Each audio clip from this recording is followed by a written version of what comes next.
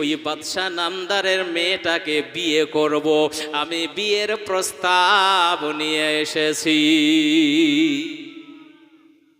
ওরে বাপ রে বাপ, ফকির বাবা বলছে বিয়ে করব বাদশার মেয়েকে, তাই প্রস্তাব দিচ্ছি। ওরে শোনার পরে ওজিরের চোখ একবারে মোটা মোটা করে দিয়েছে। ওরে লাঠি খান নিয়ে আই তোরে, ফকিরের কাজ আছে দেখ, বিয়ের জন্য বলতে এসেছে, লিয়াই ডান্ডাটা। হযরতে আদম বলে কি কথা শুনে চমকে গেলে না? তুমি মনে করছো যে তোমার ডান্ডা দেখালে আমি ভয় পাবো? সে গড়ে বালি, আমি যাকে ভয় করে তিনি হচ্ছেন আমার স্রষ্টা। জোরে বলেন, আমি কাউকে দেখে ভয় করি না। কি বলছো তুমি?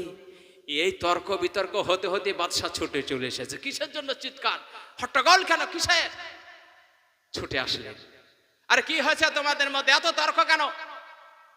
বলে বাদশা নামদার, আপনার প্রচার অনুযায়ী আমি কথা বলছি, তা আপনার ওজিরগণ আমাকে অসম্মান করছে। আপনি তো বলেছেন কাউকে অসম্মান করা হবে না, যেটা বলবে তাকে তার আশাকে পূর্ণ করা হবে। এটা কি করছে দেখুন, আপনি নিষেধ করেন। হযরত আদম রাদিয়াল্লাহু তাআলা জোর গলায় বলছেন, বলে কি হয়েছে তোমাদের মধ্যে? বলে আপনি তো বলেছেন যে বিষয় আমার দরবারে বলবে তার মনের আশাকে পূর্ণ করা হবে। তো আমি বললাম যে আমার মনের আশা হচ্ছে বাদশার মেয়েকে বিয়ে করব, বিয়ের প্রস্তাব আমি দিচ্ছি। তো এতেই ও গরম হয়ে গেছে। বাদশা বলছে ওরে বাপরে, ইও তো কম ফকির লাই রে বাবা, যেমন তেমন কথা তো বলেনি। আচ্ছা ঠিক আছে দাঁড়াও, ওজিরকে নিয়ে আসলো। আগা ওজির, আচ্ছা তুমি বলো তো, তোমাকে তো আমি ভালো করে চিনি, তোমার ব্রেন হচ্ছে খুব তীক্ষ্ণ, এই জন্য তোমাকে বেতন দিয়ে আমি পুষছি। আচ্ছা এই সমস্যার সমাধান কি তোমাকে বলতে হবে। তো ওজির বলছে সে তো বটে, আমার তো ব্রেন কঠিন। ওরে বাপরে, নিজের নাম পালে কত যে ফুলে মানুষ। বলে হ্যাঁ সে তো বুঝতে পারছি, তো কি করতে হবে? বলে এক কাজ করেন বাদশা নামদার, আপনার মেয়ের অঙ্গরি তৈরি করার জন্য আপনার কালো কুৎসি একটা মুক্তা লাগবে। তাকে বলবো যে অঙ্গরে দিয়ে বাইনামা করতে হবে না, আশীর্বাদ করতে হবে। এই জন্য একটা কালো কুসকুসে কালো কুৎসি তোমাকে একটা মুক্তার পাথর দিতে হবে। এ জীবনেও আনতেও পারবে না, কারণ এই কালো কুৎসি পাথরের জন্ম হচ্ছে পাহাড়ে। জোরে বলেন, এ পাহাড় খনন করতেও পারবে না, আনতেও পারবে না। বাহ চমৎকার তুমি যুক্তি দিয়েছো তো। আল্লাহু আকবার, সুবহানাল্লাহি ওয়া বিহামদিহি। যেমন আপনার বলা। চলে গেলেন বাদশা নামদারের ওজির। বলে ফকির বাবা কি হয়েছে? বলে একটা শর্ত যদি পালন করতে পারো, পূর্ণ করতে পারো, তোমার এই আবেদন গ্রহণ করা হবে, এই প্রস্তাব তোমার মেনে নেওয়া হবে। কি প্রস্তাব বলুন? বলে আমাদের শর্ত হচ্ছে যে কালো কুৎসি, কোনো রকমের কালার থাকবে না, শুধু কালো কালারের একটা মুক্তা লাগবে। যদি আনতে পারো তাহলেই কিন্তু তোমার প্রস্তাবটা গ্রহণ করা হবে। বলে তারপরে তো কোনো রকমের আর শর্ত থাকবে না? বলে না না, কোনো রকমের আর শর্ত থাকবে না। আল্লাহু আকবার, তাহলে আমি আনতে যাই? বলে যাও। আর এ মুছে পাগ দেয় আর বাড়ি যায়। বলে বাদশা নামদার ও জীবনেও আর ফিরে আসবে না। আল্লাহু আকবার, সুবহানাল্লাহ। আল্লাহর ওলি কাকে বলে দেখেন কতটা ক্ষমতা তার। আল্লাহর ওলি হযরত আদম রাদিয়াল্লাহু তাআলা আনহু কোড়লটা নিলেন। কোড়লটা নেওয়ার পরে পাহাড়ে উঠে পড়লেন।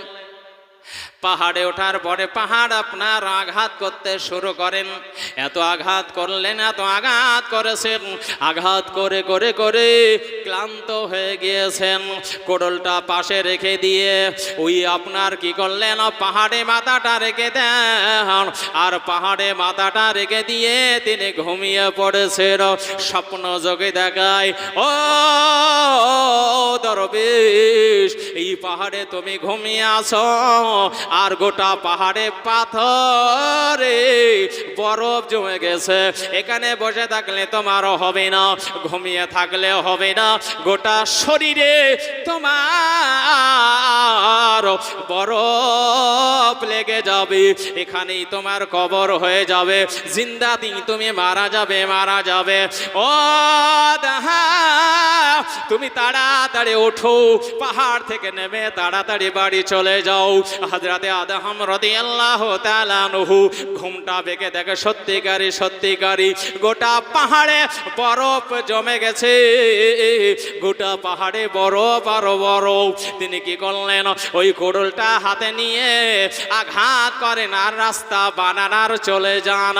যেতে যেতে একটা সজোরে আপনার আঘাত করেছেন, সঙ্গে সঙ্গে ওই আঘাতে অনেকগুলো আপনার কালো কারালের মুক্তা বেরিয়ে আসলো, অনেকগুলো মুক্তা। ওই মুক্তাগুলো হাতে নিয়ে আল্লাহ পাকের দরবারে শুকরিয়া আদায় করছেন।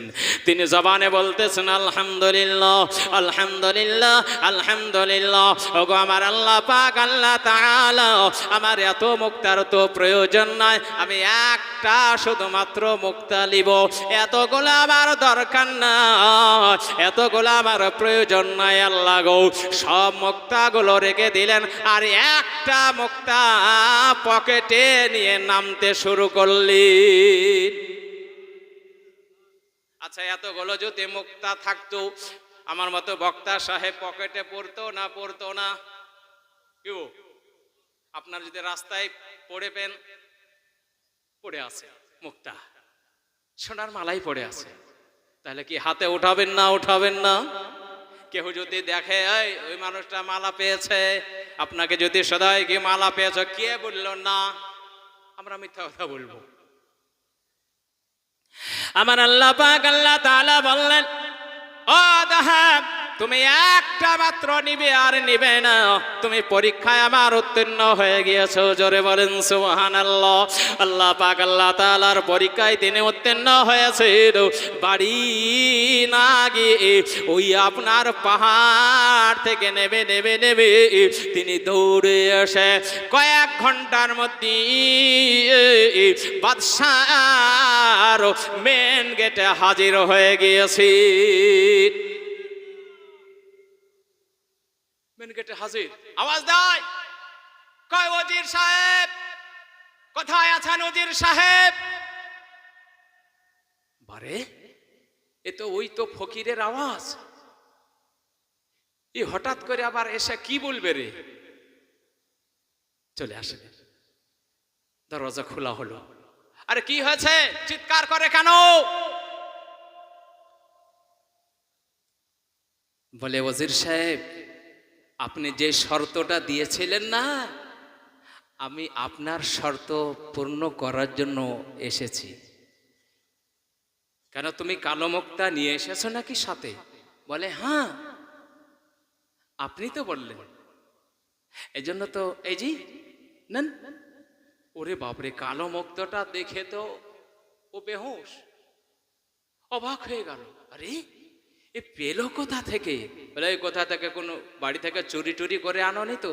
বলে, নাউজুবিল্লাহি মিন যালিক, জীবনে কোনোদিন চুরি আমি করিনি, আজকেও চুরি করে নিয়ে আসিনি, এটা আমার আল্লাহ পাকের দয়াতে আমি পেয়েছি। জোরে বলেন। আমার আল্লাহ পাক আল্লাহ তাআলা আমার প্রতি অনুগ্রহ করেছেন। আমি আল্লাহর কাছে দোয়া করেছিলাম, আল্লাহ তোমার দরবারে প্রার্থনা করেছি, আল্লাহ গো তুমি না বলেছো, ও আমার বান্দা বান্দিরাও তোমরা যখন বিপদগামী হবে, যখন তুমি কোনো মুসিবতে পড়বে, আমার দরবারে তোমরা দোয়া করবে।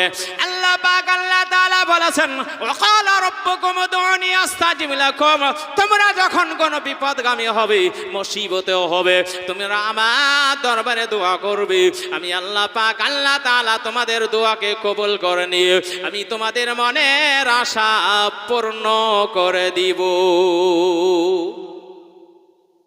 আমি আল্লাহ পাকের দরবারে দোয়া করেছি, আমার আল্লাহ পাক আমাকে মুক্তা দান করেছে, এই নাও এই কালো কুৎসি কালারের আপনার মুক্তাটা বাদশাহ দরবারে হাজির করা হলো। বাদশাহ দেখে অবাক, ওজিরও দেখে অবাক, অন্যান্য মানুষও সবাই দেখে অবাক। পেল কোথা থেকে, কেমন করে পেল? বাদশাহ নামদার বলে এখন উপায় কি ওজির বলো? বলে বাদশাহ নামদার আর একটি আমার কাছে উপায় আছে, জীবনে কোনোদিন আপনার দরবারে আসবে না। বলে কি উপায় বলো? বলে ওগো বাদশাহ নামদার, আপনার মেয়ের হার বানাতে হবে, মালা তৈরি করতে হবে, যার জন্য আপনার হিরে লাগবে। হিরে, যেই হিরের জন্ম হয় সমুদ্রে, জোরে বলেন সুবহানাল্লাহ। সমুদ্রের পানি ছেঁকতেও পারবে না, শেষ করতেও পারবে না, আর ওই হিরে আনতেও পারবে না। আর এই প্রস্তাব তার গ্রহণ হবে না, আর জীবনে কোনোদিন আপনার বাড়ি আসবে না। বলে ঠিক আছে, তাই গিয়ে তাকে বলো। ওই ওজির আসলো, আসার পরে বলল, এ বাবা, এ দরবেশ, আর একটা শর্ত। আরে আপনি তো বললেন একটাই শর্ত, আবার ঘুরি আর একটা শর্ত। বলে কি শর্ত বলুন? বলে আপনার ওই কন্যার মালা তৈরি করতে হবে, গলার হার তৈরি করতে হবে, এই জন্য একটা আপনার হোয়াইট কালারের, সাদা কালারের হিরে লাগবে। হিরে যদি মালা ভর আনতে পারো, তোমার প্রস্তাবটা গ্রহণ করা হবে। আল্লাহু আকবার, সুবহানাল্লাহ বিহামদিহি। তিনি বললেন ঠিক আছে, আপনার এই প্রস্তাবটা আমি গ্রহণ করলাম, আমি যদি শর্তটা পূর্ণ করে দিই এবার কি বিয়ে হবে? বলে হ্যাঁ হবে। চলে গেল কোথায়? সমুদ্রতে। এবার সমুদ্রে যে পানিগুলো ছেঁকছেন, দুই হাত দিয়ে ছেঁকছেন, তো গ্রামের মানুষ দৌড়ে আসেন, আরে পাগলটা করে কি রে? তা হযরত আদমকে বলে, এই পাগল কি করছো? বলে সমুদ্রের পানি ছেঁকে ফেলবো গোটা। আর সব খিলখিল করে হাসছে, রে দেখ পাগলের মজা দেখ, এ আর কাণ্ড দেখ, গোটাই সমুদ্রের পানিকে গোটাই বলছে ছেঁকে ফেলে দিব। দেখো দিন, একটা বড় পুকুরের পানি আপনার ছেঁকা যায় না মেশিন দিয়ে, ও আর হাত দিয়ে গোটা সমুদ্রের পানিকে ছেঁকবে। দেখ দিন, এই আদম একবারই যে পাগল হয়ে গেল রে, রাজত্ব ছেড়ে দিয়ে। সব ঠাট্টা মজাক ইয়ার্কি করছে, একটু হাসি হাসছে, আর উনি ছেঁকেই যান। পানি ছেঁকতে শরীর ক্লান্তি এসেছে। আল্লাহ পাকের দরবারে বলে, মাবুদ, আমাকে কে তুমি সাদা কালারের হীরা দিবা না? আর কত খাটাবা পাগলাটাকে, এ পাগলটাকে আর কত খাটাবা? আল্লাহ দাও, এ পাগলের মনের ইচ্ছাটাকে তুমি পূর্ণ করে দাও। তুমি তো পারবে, তাছাড়া তো দুনিয়ার কেউ পারবে না আল্লাহ। তাই তোমার নবীর ওসিলা দিয়ে বলতেছি, তুমি তাড়াতাড়ি করে সাদা কালারের হীরের ব্যবস্থা করে দাও। জোরে বলে দুয়া করছেন, পানি ছেঁকছেন। আল্লাহ পাকের রহমতে ঢেউ নেমে আসলো। আল্লাহ পাক বললেন, এ সমুদ্রের পানি, তুই এবার রেডি হ। আল্লাহ বললেন, হাওয়া, আমি বাতাসকে তৈরি করেছি, আমি আল্লাহ সকল বস্তুকে তৈরি করেছি। ও বাতাস, তাড়াতাড়ি যাও, যেই সমুদ্রতে আমার বান্দা আদম পানি ছেঁকতেছে, তুই এমন করে কাল বৈশাখে আপনার বাতাস দিবি, তোর কাজ হবে বাতাস দেওয়া। বাতাসকে বলে দিলেন আল্লাহ, পানিকে বলতেছেন, এ সমুদ্রের পানি রে, শোন,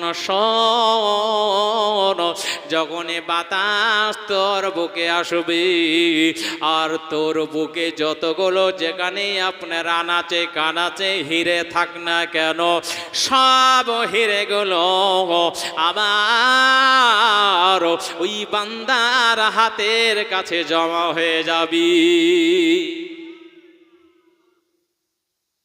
ওহ আমার আল্লাহ কত দয়ালু, কত আমার আল্লাহ মেহেরবান, বান্দার প্রতি বান্দীদের প্রতি, অসহায় বান্দা বান্দীদের প্রতি কত দয়ালু আল্লাহ গো।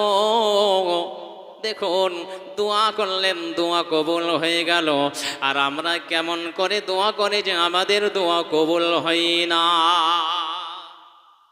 কি গো, দোয়া কবুল হয় আমাদের? দোয়া কবুল হয় না। কেন হয় না? কারণ তো কিছু আছে। আমরা সেইভাবে তো দোয়া করতে জানি না, আমরা সেই নিয়মও জানি না। আমার মুয়াজ্জিন ইমাম সাহেব যখন শুক্রবারের দিনে, এখন গোটা রমজানে তারাবির নামাজে অনেক মুসল্লি হয় বাবজিরা, ওই নামাজ আনতে ইমাম সাহেব যখন দুইখানা হাত উত্তোলন করে দোয়া করে, রব্বানা আতিনা ফিদ দুনিয়া হাসানাতাও ওয়া ফিল আখিরাতি হাসানাতাও ওয়া কিনা আযাবান নার আল্লাহুম্মা ইগফির ওয়ারহাম ওয়া আনতা খায়রুর রাহিমিন। এইভাবে করে লম্বা চওড়া যদি একটু দোয়া হয়ে যায়, পিছন থেকে মুসল্লিদের আপনার মিস কল আসা শুরু হয়। মিস কল, আরে বাপরে, এই মিস কলের সিস্টেম কঠিন, মারাত্মক। মিস কল কি দিয়ে দেয়? মোবাইলের নাম্বার দিয়ে। না মাগো, ও মারা, ও খালারা, মোবাইলের নাম্বার দিয়ে ইমাম সাহেবকে তখন মিস কল মারি না গো। কি দিয়ে জানেন? গলার আওয়াজ দিয়ে। গলার আওয়াজ। ইমাম সাহেব তাড়াতাড়ি শেষ করেন দোয়া, বাজারে যেতে হবে, আমাকে জমিতে যেতে হবে। শুনল না, আবার চলছে ইমাম সাহেবের দোয়া। আবার সব মিস কলের এগুলা সিস্টেম। মুসল্লিদের তাড়াতাড়ি দোয়া শেষ করেন, বাড়ি যাব। আল্লাহু আকবার, সুবহানাল্লাহ ওয়া বিহামদিহি। আচ্ছা বলেন তো, বাড়িতে মন পড়ে আছে আর দুইখানা হাত তুললেন, খালি মিস কল মারলে কি দোয়া কবুল হবে? হ্যাঁ, মন একদিকে আর হাত উঠিয়েছেন মসজিদে, তো দোয়া কবুল হয় বাবজি? হ্যাঁ, এই দোয়া কি করে কবুল হবে? দোয়া করতে শিখুন। কাজী নজরুল ইসলাম এই জন্য বলেছেন, খোদা তোমায় ডাকতে জানি না, ডাকার মতো ডাকলে খোদা ডাকার মতো ডাকলে খোদা কেমনে শোনে না, আল্লাহ তোমায় ডাকতে জানি না। তাই না? সত্যিকারে যদি আমার আল্লাহকে ডাকি, অবশ্যই সে ডাকে সাড়া দেবেন। যদি না দেন, আল্লাহ পাক বলেছেন ফাজকুরনি আযকুরুকুম।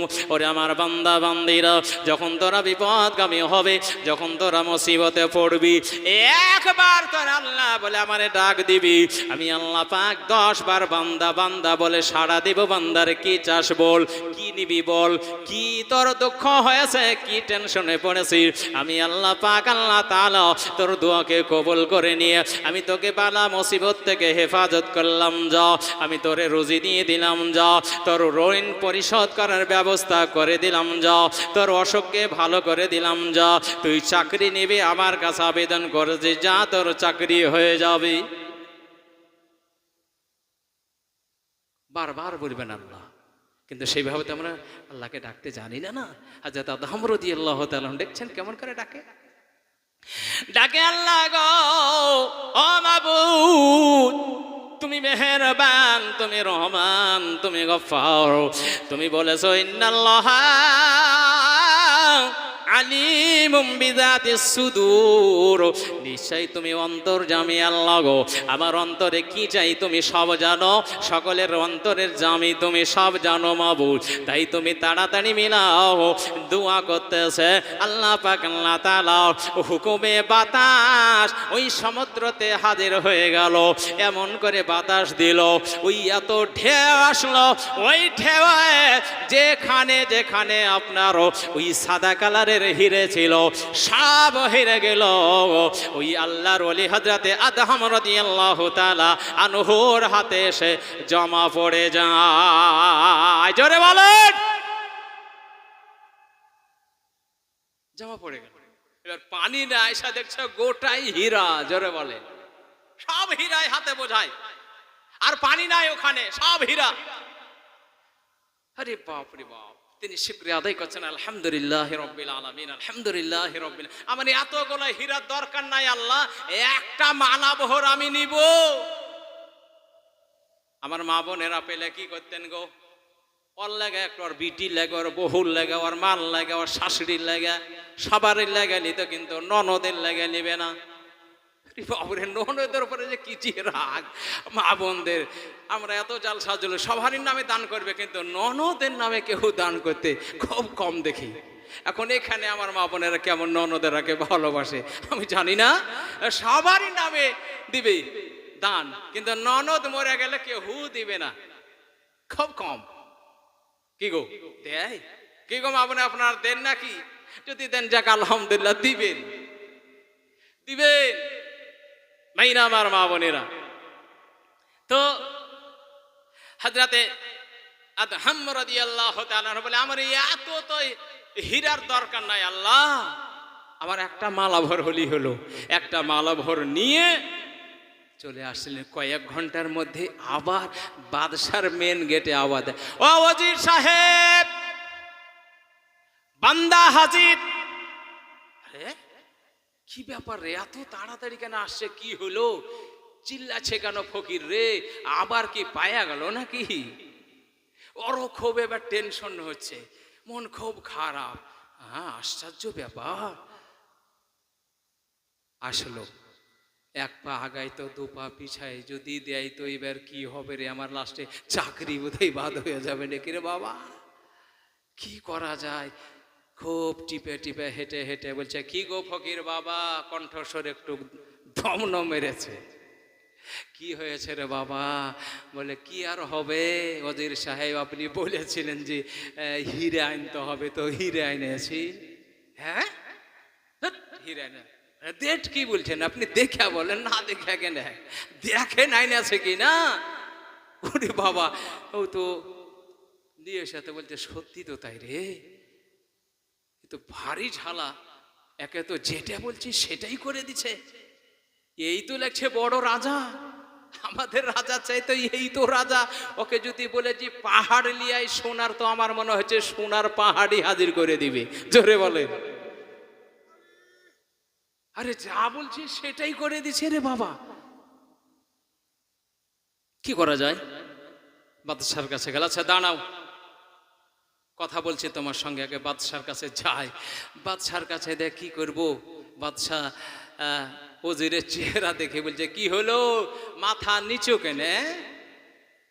এতক্ষণ তো খুব টাকা ছিল, নিচু কেন গো? কি হলো তোমার? বলে, কি বলবো বাদশাহ নামজার, ও যে হিরে লিয়ে চলে এসেছে। হ্যাঁ, তুমি তো বললে যে মরে গেলেও আনতে পারবে না, আবার এই কয়েক ঘন্টার মধ্যে আবার হিরেও লিয়ে চলে এসেছে, তো অবাক ব্যাপার রে। তো কি করা যায় এখন? তুমি ফাইসালা দাও। বলে, বিয়ে দেওয়া হবে না, ওর প্রস্তাবকে মানা যায় নাকি? কোথায় খুপড়ি আর কোথায় আপনার অট্রলিকা, আর একটা মাত্র আপনার বিটি, আর ওই ফকিরের সাথে বিয়ে দেওয়া হয়? এ প্রস্তাব মানা যাবে না। বাদশাহ বলছে, আরে হতভাগা গদিকা, তুই প্রথমেই বলতি যে তোর প্রস্তাব গ্রহণ করা হবে না, তুই শর্ত দিলি কেন? কেন বললি কালো কুসকুসে মুক্তা আনতে হবে, হীরা আনতে হবে? এটা বলার কি দরকার তোর? তুই প্রথমেই বলে দেখি না, না তোমার এই প্রস্তাব গ্রহণ করা হবে না। ও বেচারাকে কষ্ট করালি কেন? কি করবো বাদশাহ নামদার, যাই হোক আমি এটাকে মেনটেন করছি, তাই কি বিয়ে দেওয়া হয় নাকি? রে বাপরে, দেখছেন কিছু কিছু আপনার দালাল আছে যারা এজেন্ট, তারা খুব মারাত্মক হয়। ও ডাক্তারের চাইতে বড় ডাক্তার। আরে বাপরে বাপ, দালালের অভাব তো নাই, এজেন্টের অভাব নাই, যে শান্তি নাই। এ খ মুশকিল, কি করা যায় রে? কি করি, বড় বিপদ। বলে, বিয়ের প্রস্তাব মানা যাবে না, আমি যাই ওকে বলি গা। দরবারের সে সামনে হাজির। বলে, এই প্রস্তাব গ্রহণ করা হবে না। বলে, এতক্ষণ তোমরা খাটালে কেন? বলে তোমার সঙ্গে আমরা আর কি করছিলাম, মজাক করছিলাম। জোরে বলেন নাউজুবিল্লাহ। তুমি আমার সঙ্গে মজাক করবে, ঠাট্টা করবে, আর কি করবে, আর আমার আল্লাহ সেটা মেনে নিবে মনে করছো নাকি? আমাকে খাটিয়েছো, আমাকে কষ্ট দিয়েছো, এর প্রতিদান আল্লাহ পাক দিবে। শুধু আল্লাহর ওলির জবান থেকে বেরিয়ে গেছে, কথোপকথন হচ্ছে, আর বাড়ির ভিতরে হাওমাও এর কান্না শুরু। জোরে বলে, সব কাঁদছে। আরে কি হলো, বাড়িতে এত কান্নার সরগোল কেন? বলে আপনার একমাত্র মেয়ে সাপের কামড়ে মারা গেল। জোরে বলেন না সুবহানাল্লাহ। এ খবর শোনার সাথে সাথে তো বেহুশ বাদশা। হ্যাঁ, বলে কি রে? বাদশাকে হাজির করা হলো মেয়ের কাছে। গোটা ফেপড়া বেরিয়ে, লালা বেরিয়ে শেষ।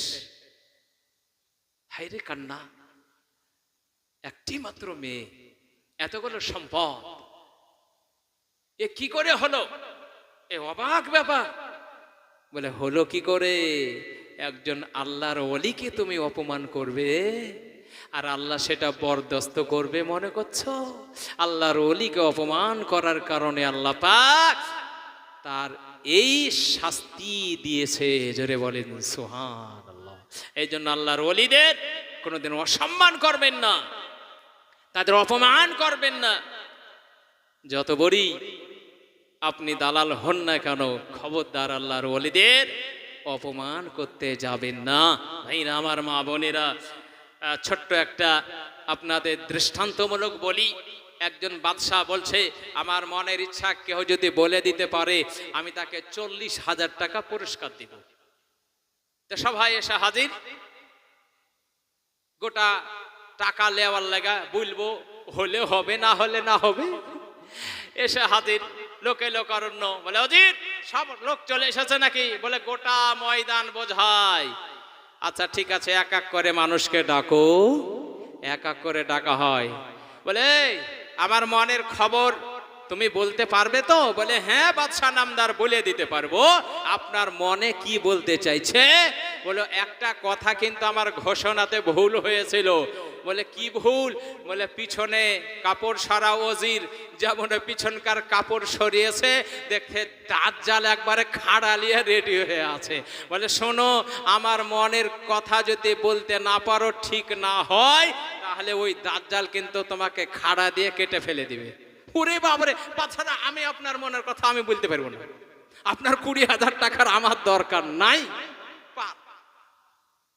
এইভাবে করে যাকে ডাকে তেমনই দেখাই পার, যাকে ডাকে দেখে পার। এইভাবে করতে গোটা ময়দান ফাঁকা। একটা ছোট্ট ছেলে বলছে আমি বাদশার মনের খবর বলতে পারবো। আরে বাপরে, গুরুত্ব দিচ্ছে না ছোট ছেলে বলে। বলে একটা ছোট ছেলের বাপরে পাকা, আর বাপ মা চাইতেও লাগছে, আমার পেট থেকে হই লাগছে, পাকা হই মানে জন্ম হয়েছে। এমন কিছু ছেলে পাকা আছে রে মা, আমার ভাইরা, আমার মা বোনেরা। এই ছেলে বলছে আমি বাদশার মনের কথা বলবো।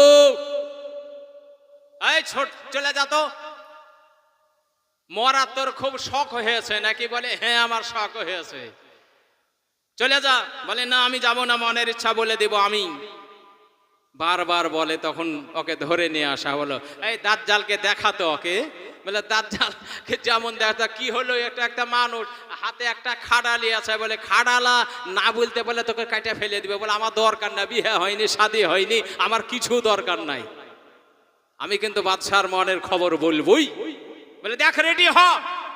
বলে হ্যাঁ আমি রেডি আছি মরার জন্য, কিন্তু আপনি 20,000 টাকাকে গণেন। ওরে বাপরে বাপ, 20,000 টাকা গণবো? বলে হ্যাঁ গণেন আপনি। বলে বাদশারও রাগ হয়েছে কঠিন, উজিরেরও রাগ, সবারই রাগ ছোলাটার ওপরে। ওরে মনের কথা বলবে, আর 20,000 টাকার লোভ এবার দেখাচ্ছি।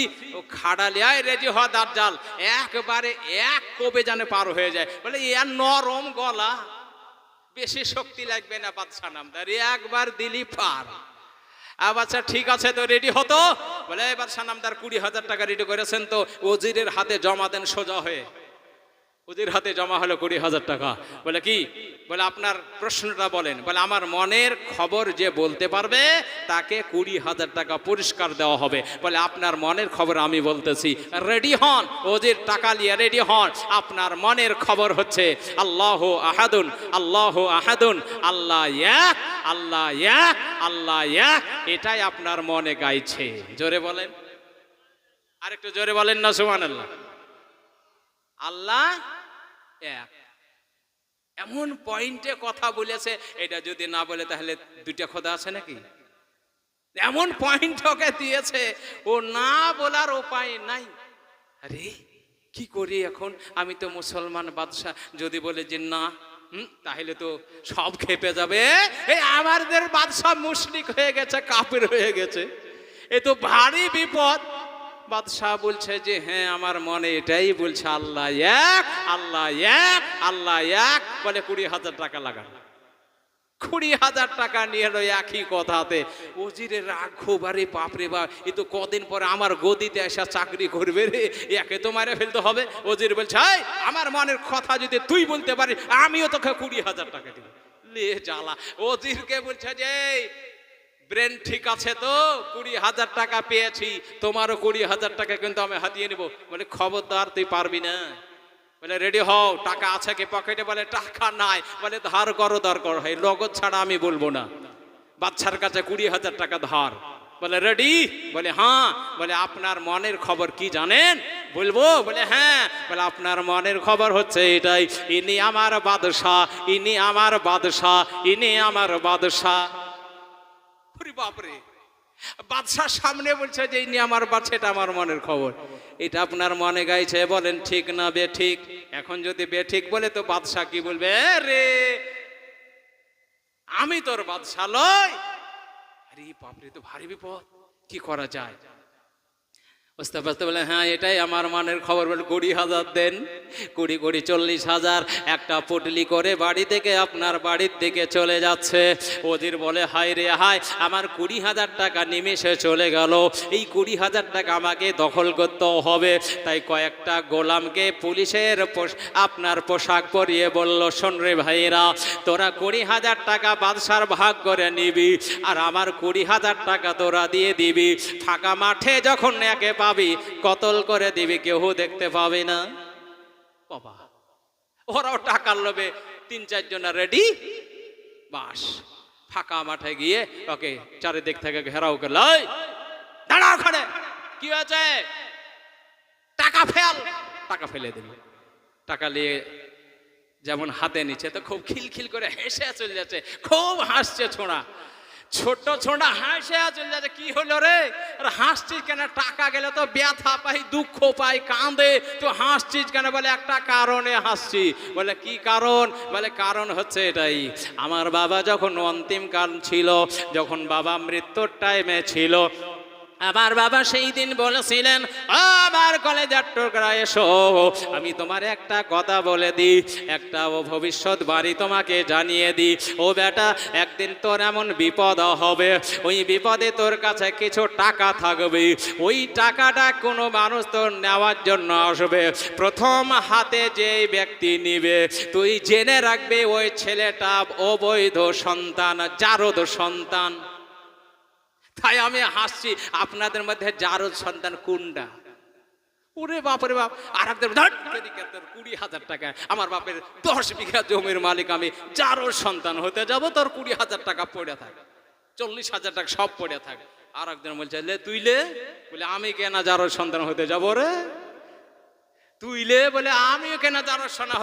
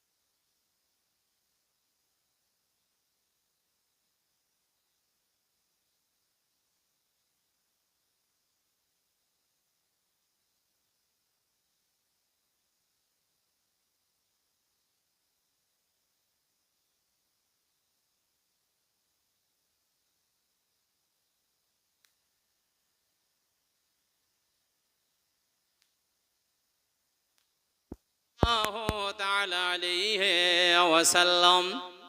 ব্রাদার মিল্লাত ইসলামিয়া, ওই ছোট্ট ছেলের কথা শুনে তিনজনই টাকা ফেলে চলে যায়, বলে আমরা এই টাকা নিব না, আর জারদ সন্তানও হব না, সব পালিয়ে গেল। এই টাকাটা নিয়ে হাসতে হাসতে বাড়ি। ওজির বলছে কই টাকা দে, ফেল 20,000 টাকা। বলে কিসের টাকা? কেন তোদেরকে যে পাঠালাম টাকা আনতে। বলে বাপরে, তোমার 20,000 টাকার লাগে, তার মধ্যে আবার 3 ভাগ হবে, ওই কটা টাকার লাগে আমি জারদ সন্তান হতে যাব? পাগল পেয়েছো তুমি আমরাকে? কেন কি হলো রে? বলে এই কেস, আমরা কেউ টাকা নিইনি। ওরে ই বলছে করেছিস কি রে? আমি তো আরো শেষ রে, যা বাঁচতাম আরো বাঁচবো না, এই 20,000 টাকার টেনশন আমি শেষ। ভাইরা আমার, মা বোনেরা, তো কিছু আপনার মানুষ আছে, কিছু ওজির আছে খুব দুষ্ট বদমাশ, অনরব কিছু এজেন্ট আছে যে ভালো কাজ করতে এরা দেয় না। ভাইরা আমার, মা বোনের, একবার মহব্বতের সেই দরুদ শরীফ পাঠ করুন, আল্লাহুম্মা সাল্লি আলা সাইয়্যিদিনা